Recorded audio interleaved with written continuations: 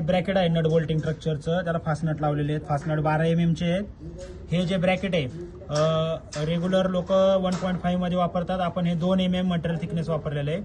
याला आतमध्ये जे बोल्ट आहेत ते SS लॉक नट बोल्ट आहेत, याला लॉक नट बोल्ट वापरलेले आहेत. हा पूर्ण सी पर्लिंग आपला 75x40 चा आहे लेग केलेला.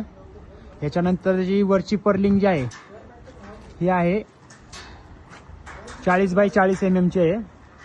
त्याला आतमध्ये पण आपण पूर्ण लॉक नटच यूज केलेले सगळे. हे सगळे SS चे आहेत. प्रत्येकाला डबल बोल्ट येतो आपल्या लेगच्या याला, सपोर्टला सिंगल बोल्ट.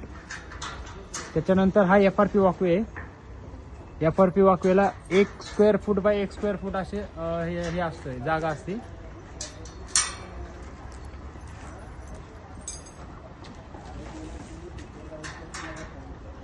हा क्रॉस सपोर्ट,